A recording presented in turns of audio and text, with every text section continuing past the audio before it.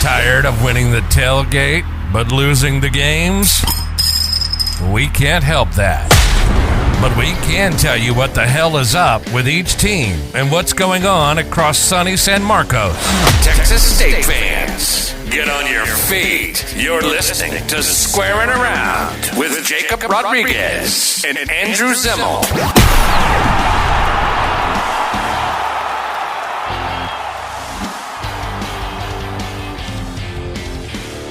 You know, Andy, we didn't even talk about maybe the biggest thing that's come to this podcast, that new intro.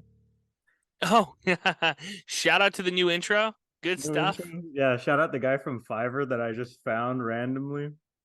You know, I've been talking up Fiverr. I say that that's like where we get all of our stuff. So hopefully more people use it. More people can find people that they can use. Fiverr's low key, very, very good. We're also getting a new logo eventually because I got a lot of feedback from some of my marketing friends. They're like, "Hey, you should probably get a new logo." I was like, "It's not that bad, right? It can't be that that's bad." what I was saying. I was like, it's a young podcast, but some similar to like getting a bad haircut and your girlfriend's like, "Hey, you need to trim that up. The mullet's not working." That's what the new logo is going to do. It's us cutting our mullet. Yeah, exactly. And I also have to thank you, Zimmy, because you're also our head engineer on this podcast now, because for the first 5 or 4 weeks of this podcast, an entire year, really, if you think about it, last year, welcome to 2023, our podcast sounded like shit because I couldn't figure out what the fuck to do with my microphone.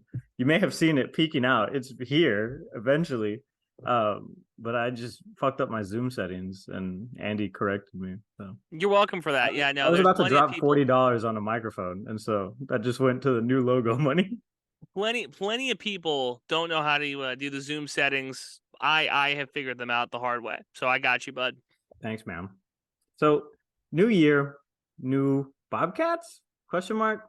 Do you have any New Year's resolutions, and I should start off with? So that was funny because you said that in the game notes, and you were like, "Hey, come up with New Year's resolutions." So I came up with very basic New Year's resolutions, the same New Year's resolutions that say a college student might put on their board here. Ready for this one? Mm-hmm. So I got them. We'll start with football.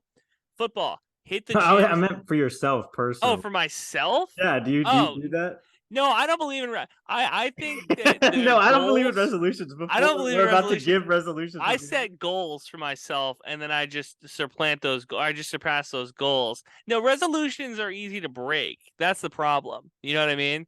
Like they're easy to break. Goals you set for yourself, you're not putting a time strain. It's not a year. It's not 5 weeks. It's like this is a goal I have, and if it doesn't happen in 2023, it'll happen in 2024. Yeah, I think my resolution is to look on the bright side a little bit more. You know, I've been a little down in the dumps, little sorry for myself. I'm on that David Goggins mentality. You know, get up, motherfucker. I guess so. I mean, I understand where you're coming from. I personally feel like I'm doing everything right, so I'm okay. Maybe I can lose a little weight, but besides that, it's all good. The reason I asked you to come up with resolutions for each team too is because it's interesting to look at the team, especially if they're out of season, right? So that's like football, soccer, some of those fall sports teams. But if you look into the season, like, basketball, other stuff, that's kind of what these resolutions are for. Okay. Anyway, take it away, buddy. Okay. So when you saw that, I thought it was kind of interesting, and I came up with very basic ones, right? So for football, I said hit the books a little bit harder. Game planning was not something that was a specialty from the Texas State team. Felt like a lot of show up on exam day to show up on the days for the practice exam. So hit the books a little bit harder. Hopefully GJ Kenny can figure that out. Baseball, set new goals for yourself, right? The goal has been set from last year. Had a really excellent season, Sun Belt champions going on and having a good NCAA tournament. Set new goals. What's the new goal? Is it to make it to the College World Series? I think that's something that could be on there. The in-season sports is where it gets interesting. So for men's and women's basketball, similar type of stuff, make a schedule, because it seems like, again, not piggybacking off football, there's times where they kind of just show up for the exam. They're not taking the time to study. They're not taking the time to break things down a little bit. Make a schedule for men's and women's basketball and stick to it. And I think that that's kind of where we're at now in the season, is that they've already had a couple of their early tests. I think they have a solid B or C in the class. You want to get that to an A, keep the 4.0 GPA, go into the Sun Belt tournament with a little bit of momentum. It's studying other teams, and it's coming in with a game plan. Yeah. I have a few too. I guess maybe mine was a little more ambitious, but I just wanted football to be bowl eligible. I mean, that's what they've kept promising us. So that's just them living up to their own expectations of themselves.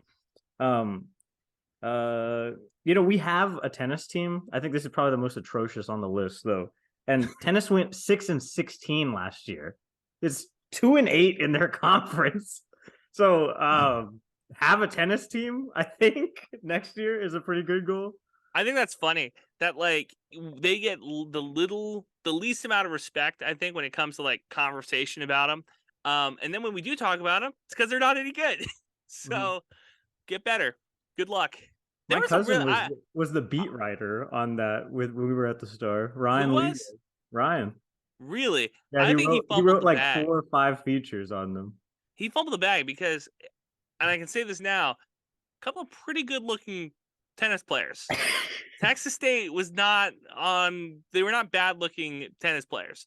Ryan fumbled the bag. He could have been dating a tennis pro by now. Well, she would have gone 6-16 in all of the Sun Belt. Plus, that's fine. It's a conference games. I don't know what that's about. Yeah. You talked about some of like the more known sports and stuff, but Texas State also still does support an entire athletics department. So I need to bring up the golf team, because I think the golf team just needs to make headlines next year. And they need to do that because I think for the Alumni Association itself for Texas State, they have the most, these random tournaments that pop up for, donor support and stuff like that. In order to have all those, we need to have some success in that realm too, just to justify why we're doing all these things.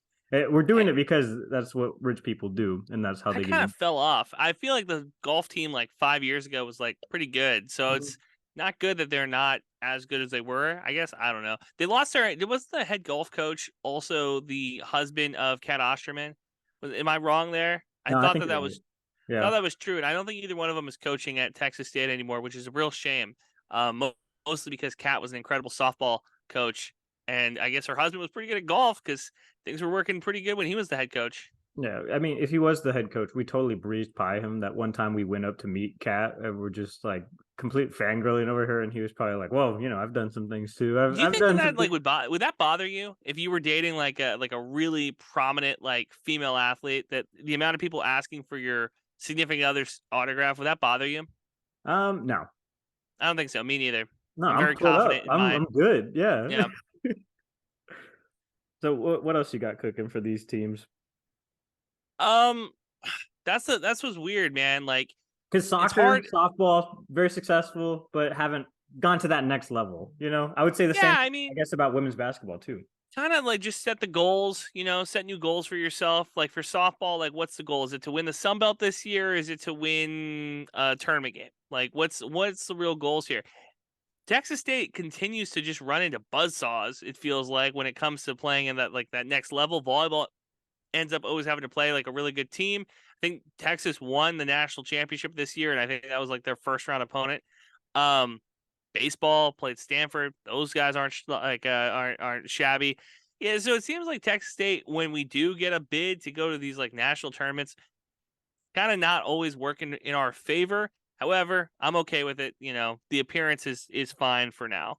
The very first volleyball game I covered was when Texas State got their last bid. I don't think they made it this year. They needed to get selected, and Sun Belt had so many teams, and they didn't necessarily. I don't think they won the Sun Belt tournament. I could be wrong. I think they won the regular season again. Yeah, just the regular season. So this is what the new coach's second year, I think, with the team. He came in during COVID. Yeah. Was 2016, I think. Yeah, that would make sense. Mm-hmm. I guess just try to go back to prominence. You have to win the Sun Belt. You can't just expect to get invited to the big dance. Is it a renaissance? Like I feel like I don't know. But I also don't think that team got enough respect from the voters either. That's just maybe my take. So would you say Texas State athletics is sliding? Like, I mean, the programs are like the people in charge are better, right? Like you like Kelly Dampus and you like Don. So, and you like the head coach. So it feels like those are all good things, but all these other sports, are they sliding off a little bit to you? Like, do you think that like softball has taken a step back in the last 3 years? Do you think like volleyball has taken a step back in the last 5 years? Because I don't think I'm willing to say that yet. I think it's just like more time has elapsed and like the university was committed for so long at this one level. And then to get to that next level, it's going to take even more, So like even with the new people coming in, it's still their first time going around too. So they got to see this happen in real time and then kind of self-correct and then invest more time, energy, effort. That's always the hardest thing, I think, for Texas State is to invest more because right now, for the last like 7 years, it's felt like there was like kind of a glass ceiling on Texas State athletics. Like, this is as far as we were going to go. How do we take that next step? And I'm hoping that football is the thing that breaks that glass ceiling, that going to a bowl game, potentially winning a bowl game, will then inspire people, A, to donate money, but B, for the athletic department to give more money potentially to different teams. And hopefully like football can be the thing that breaks it. And then all the other teams potentially could get more funding or better funding or more money for recruiting, whatever, you know what I mean? To like continue to drive success. Another factor too, if you just look at the men's basketball team, so it's a completely isolated scenario, but Quentin Scott, Alonzo Sule, some of those seniors that got another year with the COVID year of eligibility went other places. And so that didn't help either necessarily for that program and also for like that momentum that the program had going forward, because there's like no beef, but like that was just what was better for them, Yeah. And so where did Sule go? Because you mentioned that he's playing tonight against Texas State. Yeah, they're in. What is it? Do they play? Is that a place? James Madison a place? But he's at James Madison. Okay, got you. Yeah. Yeah. No. So okay, that makes sense. Virginia. Yeah. That's look. Okay, so I don't think James Madison's a powerhouse for basketball. Maybe I'm wrong. I don't think that they're a powerhouse for basketball. Kind of feels like it's just I want to visit other parts of the country. They just have our number kind of too, though. Would you say? Who? James Madison. Like they're like, okay, Texas State's been here. We just got here. New kid on the block for the Sun Belt. We had some talent last football season. Well, James Madison's a really good football program. James Madison basketball, I don't think has ever piqued my interest. So again, maybe they are like some sort of secret powerhouse. But if I was a betting man, I would say that not. And that, again, that this is Sule just going to another place to visit, hang I felt like a scorned ex-girlfriend. I was feel like you love Sule. I was scrolling through his Twitter feed yesterday trying to last night, just trying to figure out what happened. What went wrong? Could I have done something better? No, I don't think so. Yeah, and Terrence Johnson's done a really good job of like, building up this program up. So there's always that opportunity or that off chance too, Jacob, is that there was a conversation to be had that like, hey, thanks for all that you've done for us, but we got new guys coming in here, and the minutes, there's only so many in a game that we can give. Yeah. It was just kind of sad because that was like kind of the heart and soul of that whole team. It was like those 4 or 5 guys, because there's only 4 or 5 guys on the court. Oh, for sure. But it just kind of sucks that happened the way it happened. I mean, whatever. I was just sad. But yeah, they're in James Madison tonight. I think we're gonna lose if I had to call that game right now. Why do you think that? Why do you think Texas State will lose? We dropped 2 games back to back right after we got off air yesterday. And as a matter of fact, I was able to insert some of those bites, just be like, hey, we lost. But Terrence Johnson wasn't happy either. That's probably the most mad I've ever seen him. And he's a very calm and collected man. So that's saying a lot. So you think we're going to lose because we are on a losing streak right now? I think it's kind of, another thing to mention too is that this team loves Alonzo Sule. Their head coach is always tweeting about him, saying that this is the kind of program or the kind of guy that they're trying to build around too. I think it's interesting because he doesn't have that much eligibility left. He's going to just dip after he gets his computer security or something degree like that. Yeah. But that's it. But it's kind of cool for him, at least, to be the centerpiece. Yeah, Texas State 7-8 this season, 11th in the Sun Belt right now. I think whatchamacallit, the JMU has like a pretty good record. I think they're like 11-4, something like that. So I'm just trying to find what the spread is for this game. That's what I'm most concerned about. Like how many points Texas State is like favored or down, to JMU. I know every league does this, but when I see us drop like to the Sun Belt rankings every week, I'm like, oh, my like panic button starts going off a little bit. So JMU is an 11-point favorite tonight at JMU. I would agree. I think that you're right, probably. But again, you go into this guy's place, he's trying to prove something. That's what I think. I didn't know that JMU had a program like that. Shout out to JMU. Shout out JMU. Like, shout out Alonzo Sule. News to me that the Dukes are good at basketball. They're good at everything, but like we're gonna have a podcast that's called Duking Around after this. Not a bad idea. And then women's team.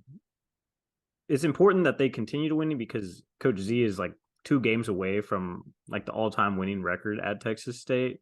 But they dropped last week against Troy too. Tonight in San Marcos, they're playing against App State. Jimmy, what do you think?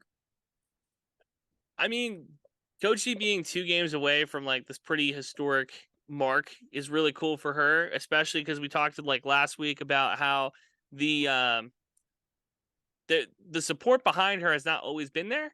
Not only from you and me, but just in general, I think from the public, there was kind of a questions asked about like, how much longer do you think that she has this job? Is the seat a little bit hotter after a couple of those flameouts in the Sun Belt tournament? So the fact is that she has a chance now to be one of, if not the best coach in women's basketball history at Texas State.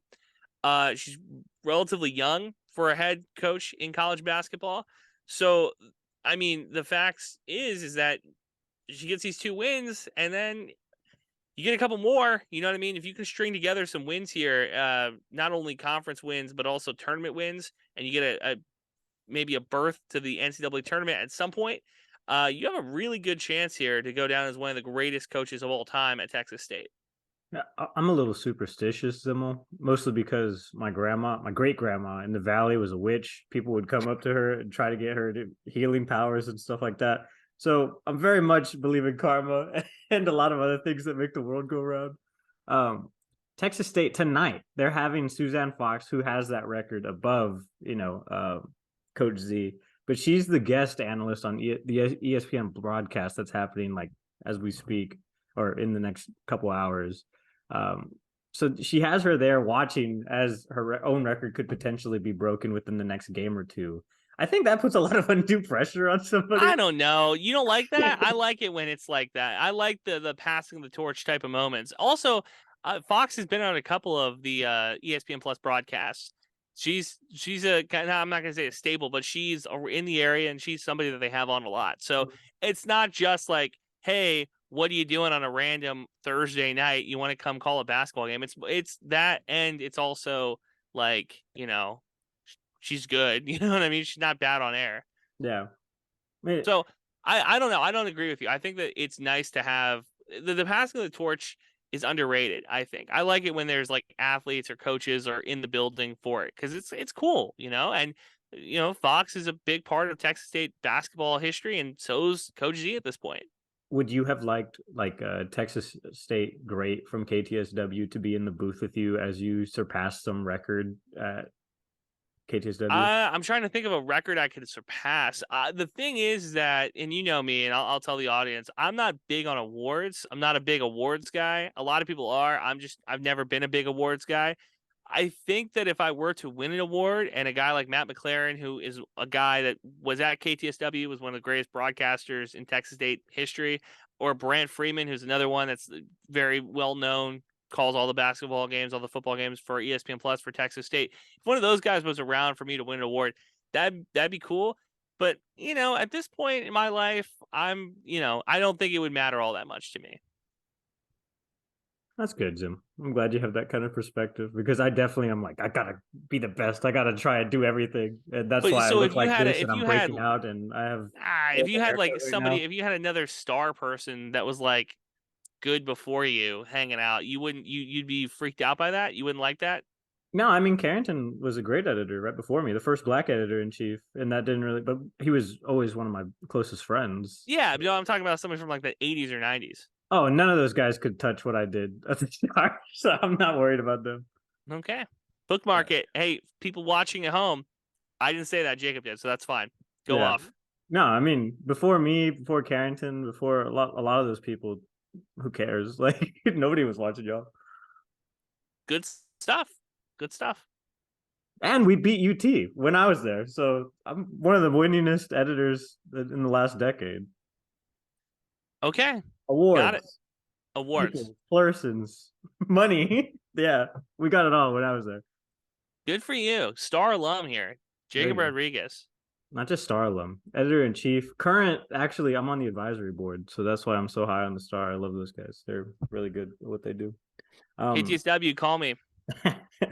Hey, I wanted to preview some games too because I don't think I'll have any new sound for the next 2 weeks because these teams are playing in Virginia tonight, Alabama. You gotta get on your guy. Saturday. Weren't you saying to us that you and the comm guy are like besties? Yeah, you gotta get on that for the sound bites, man. Well, that's always been the thing is that Texas State doesn't really do pressers on the road. Do you remember when they shuffled us into a stairwell at SMU and they brought out Jake Spavital and Velo? And they were like, all right, here's your press conference. I was like, what the fuck is this? I wish we could have talked to the SMU guys, honestly. It could have been hanging out in the go press, back to Sunny room. Hey, that was tough. Tell us about this. Tell us how you're about to fuck over this school for the next decade. That was tough. No, it was fine. You know, being in that stairwell with Spavital was very much like a intimate moment. You know what I mean? Too. We knew exactly what those guys were drinking during the game, what color Gatorade they had. Yeah, it should have been more. Not enough water.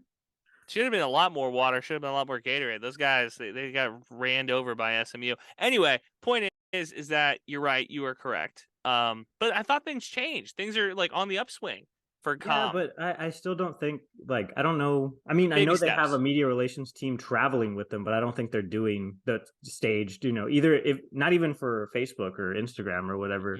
But also if you get your ass kicked, why would you, that's kind of the mentality that a lot of those coaches have is like, I'm not giving press if we lose on the road. Would you like to do a Snapchat video? No. I would. I mean, like a minute long. Like, hey, this is what happened. This is this, and then a coach comes on. A TikTok video for the press conference. I think Texas State could really do that, and that would be funny. If I had to defend this team, the thing I would tell a journalist trying to repeatedly get information, as we do week to week, is fuck off, because we just lost on the road. The coaches are tired. We're in a different time zone. We got to catch a flight. It's on Spirit Airlines. See you later. Good. I mean, good on you. I'm glad. See, that's the beauty. You're not going to get that from any other podcast. It's just the complete transparency of knowing both sides of it and being like, nah, I'm not dealing with this. That's pretty good. No, I always think, because I flip-flap back and forth, like, oh, I could get so much more money if I do a PR job, not necessarily working for the university, but just anywhere. And it's like, no, if I had to deal with a journalist all the time, I would definitely be like, hey, man, enough is enough. Cut it out. And that's why so many coaches and stuff just kind of do their own thing. And we would get in trouble if we interviewed people without the media relations team at Texas State. So we tried not to cross that barrier, but other people do. And, it's fine or whatever, but it's just not really our prerogative to kind of bite the hand that feeds us. Yeah, well, yeah, that is true. That's a good point. Could you, if I got you an athlete, if we got an athlete on the podcast, would you want to do that with the potential of the ramifications?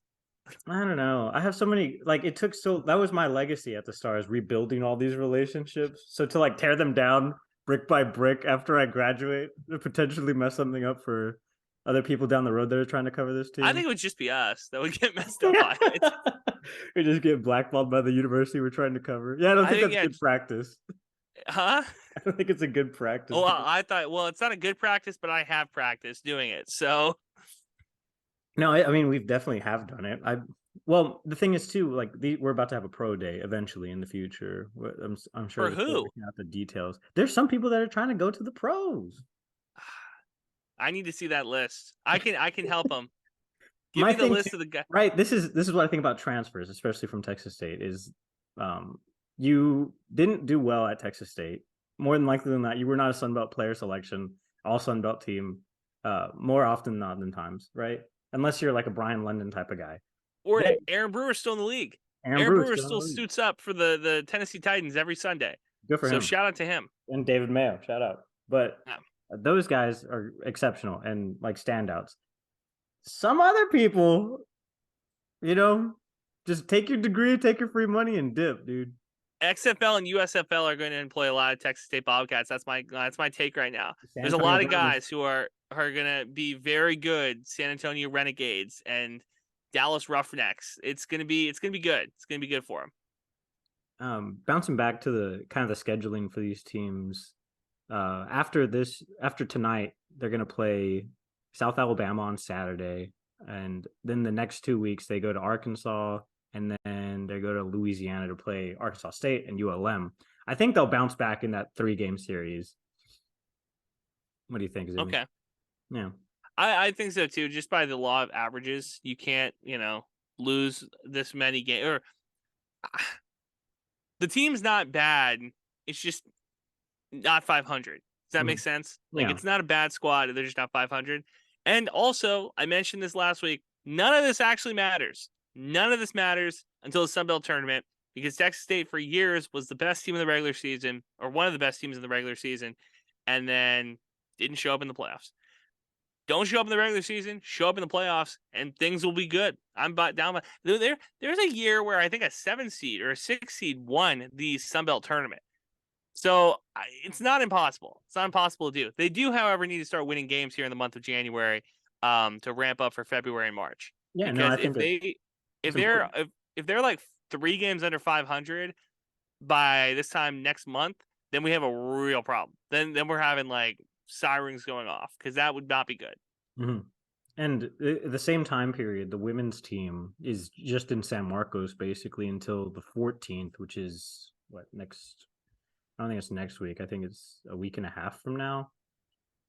The 14th is a Friday. Yeah, the 14th is a Saturday. Yeah. So that's next week from now. But they're just in San Marcos the entire time, so go out and support the team.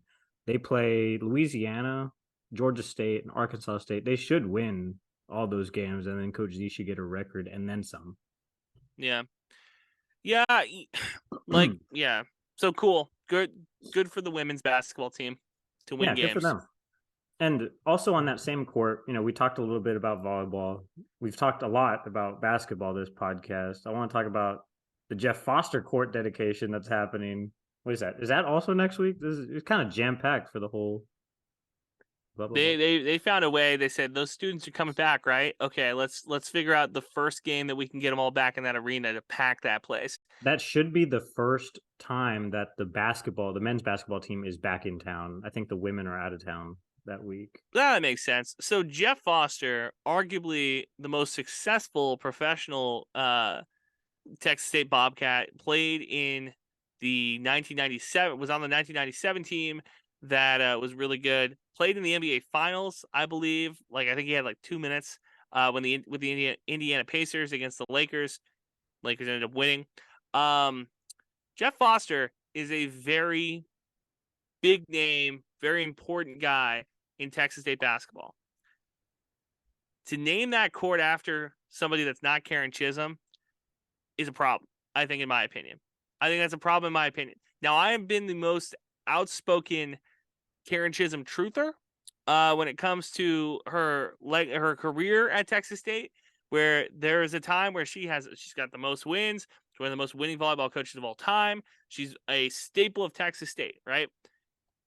She also did not win NCAA tournament games. She also did not win Sun Belt championships. A lot of regular season championships, not a lot of Sun Belt championships. Or not as many as fans would want. We'll put it that way. She deserves to have that court named after her. And I get it. Texas State, you got to name it after a men's basketball coach or a women's basketball coach, right? Okay, we are not these other schools. You can do a volleyball coach. It's fine. You can get away with that. We're not going to be mad. Nobody would have blinked with Karen Chisholm getting the court named after her. I don't think anybody really cares that Jeff Foster's getting the court named after him either, but it's just a juxtaposition of the amount of time that Chisholm was there, the amount of success that she had, even if it isn't as much success as I would have liked. But it's like 20 years, it's like 30 years of just being dominant. You know what I mean? Jeff Foster was only there for 4, and then his NBA career was good. Going to the NBA is incredible, right? There's only 5,000 guys who ever done it, but I don't think it's a Karen Chisholm. I don't think what he did at Texas State is as important or historically significant as what Karen Chisholm did as the volleyball coach. Yeah, I mean, the thing is, like, you talk about like not enough regular season championships and stuff in the Sun Belt, but Karen Chisholm was there for that entire transition from FCS to FBS, and so that kind of changed too. I mean, the entire time she was playing a bunch of different teams, right? They go to tournaments and exhibition games and other things across the country all the time, and they were always very good. And she recruited a lot of very good players, and that legacy will always be there. I think it would have been important for Texas State to have named the court after her because of just how culturally significant volleyball has been and how good they've been for so long. It's time to kind of put some respect on the program. And then when you're bringing recruits in, you can be like, hey, look, we have a definitive example of how much we care about volleyball. And I don't understand why you wouldn't do that. Now, okay, I get like why you would for men's basketball, right? I don't think that I don't understand why you would do Jeff Foster. But we were having conversations about Nigel Pearson being the best basketball player in Texas State history. You know what I mean? We were having conversations about other guys being like potentially the best basketball player in Texas State history. Like, so it's not clear Jeff Foster is the best basketball player in Bobcat history. We don't have those conversations about Karen Chisholm. Okay, we don't have those conversations about Karen Chisholm versus other coaches. Like, I think that winning 2 national championships at the FCS level is incredible, right? The 81-82 championships that the football team has. And Jim Wacker is one of the greatest coaches in Texas football history, right? Like, in Texas, the state of Texas, college football, he is in that pantheon of coaches. Karen Chisholm, from 2000 till now, there's not a more significant volleyball coach in the state of Texas than Karen Chisholm. Why would you not name the court after her? It's money. I guarantee you it's a money thing versus anything else. We're not building a statue. And last time I checked, I don't think her name's in the rafters. So what are we doing for her? Like, what do we have? Do we have a plaque? Can we get a plaque on the floor? Can we get a plaque on the wall coming into the stadium? Because, look, if you're going to name the court after somebody that's not Karen Chisholm, you got to find something else to give to her. Because, look, I love the lady. She's not going to be here forever. We want to do this, like, now. We don't want to do this in, 30 years when we have her family coming up. You know what I mean? Like, we want her to be there for it, so let's do it. Yeah. That's, I don't know, because the university puts her on a pedestal in name, I guess, because for the football season, she was one of those people that rode out on the motorcycle with Kelly. I think she was the first one that did it. I could be wrong. I think she was too. But yeah, I mean, I don't know. Even after she retired from the team, she was still around. She was still a fixture. Everybody thought she might make a run for AD, or the university would just appoint her to be AD, and then we'd see what happened. She was the assistant AD for a long time. Mm-hmm. Oh. So what do you think? Do you think that it's an incorrect deal? I mean, I guess sad, but money talks ultimately. Like the football team, and I guess the entire athletics administration is raising money for their new end zone improvement campaign. And if we raise $100 million, Zimmel, you and I could put whatever the hell we want on one of those things too. But yeah, I think money talks. What would you put on there? If you could have the end zone complex named, what would you name it? Oh, I would name it after one of my professors, Gilbert Martinez. And then people would be like, who the hell is that? And then they would have to look him up. I would call it the bent end zone complex. Bent? Yeah. Because it's win now or get bent. It'd be like bent. Yeah. Shouts out to Kev. Yeah, the bent end zone complex. Larry Ties end zone complex. Ooh, that pisses Dr. Larry Ties end zone complex. I like that. I thought about opening up a restaurant in San Marcos. This is a good segue for the last little bit. Open up a restaurant in San Marcos and calling it Tice's Burgers or something like that. There's a place in San Marcos. It's called Last Place, or not San Marcos, San Antonio. That's called Last Place Burgers. Shout out to them. Yeah. Fucking cat is Shout out to Larry Tice, bro. In memory, bro. in memorandum. In memorandum. As the intro says, we can tell you whatever's going on with any team across the Texas State community, and also whatever the hell's going on across sunny San Marcos. And one of the biggest stories this week was that the employees of Stonewall Warehouse on the square say that they were fired right after the New Year's Eve holiday. Now they're on GoFundMe asking for, help basically to transition from the bar life to any other facet on either on the square or, just in San Marcos in general. I got a lot of takes. We'll get them off quick. First thing, that is a very successful bar from my understanding. Why would you close it down? Thing number two, firing people without giving them warning is awful. I understand maybe you don't want to let people know that Stonewall might be shutting down in 2023, so you don't let the bar staff know. That is not a conversation you want to have on New Year's. That is a conversation you need to have like December 1st, okay? Third thing, I feel bad for these people with the GoFundMe. I really do. There's a lot of bars. We need to start. The GoFundMe is great, and I support it. The thing is, we need to start talking about the other businesses in San Marcos. Like, how can we get these people jobs? Because there's other jobs for these individuals. So, like, they need to reach out because those are really good bartenders. Those are really good, like, servers. So what's, like, going on? Stonewall shutting down is awful, Jacob. I'm really, like, kind of disappointed in the ownership because there is so many, and I think you can agree with this, there's so many bars in San Marcos that you go to, and they're kind of like all the other ones. You know what I mean? There's not like a ton of like super unique. Stonewall was the most unique bar in San Antonio or in San Marcos. Like there's not another one. And hopefully the new owners decide to keep it a gay bar. They keep it an LGBTQ bar. If they don't, then that is a vacuum for somebody else to come in because that is a moneymaker. Turning Maylous into a gay bar. So honestly, it would be a pivot. And I think some people would be a little angry about it, and it would take a while for the transition to completely take effect. But I could see it happening. From Barstool, semi-finalist, best bar in the world to gay bar. That'd be kind of cool. Could still be it. And then there's the square has had some prominence also. A lot of people come drinking to the square. Great drinks, great times. Sometimes you get a boot to the face. That's not our problem though. But Axis was on a bar rescue. That was kind of cool. And then they completely just reversed everything and then just did their own thing anyway. And then it became way more successful than what they were suggesting on the show. But yeah, super sad for Stonewall. I wanted to get that mention out there to obviously, just get some support out there. Yeah, no, support the GoFundMe, and I don't know how you would fight the owners of the new Stonewall, but you got to find them in the street, fight them, because you can't get rid of that. You can't get rid of Stonewall, bro. Cool. Well, thanks, Zimmel. I think this is Squaring Around episode 5. Thanks for listening. Another great episode, Jacob. Peace. Thanks for listening. New episodes out every Thursday. Follow the boys on Twitter. Eat 'em up. Eat 'em up.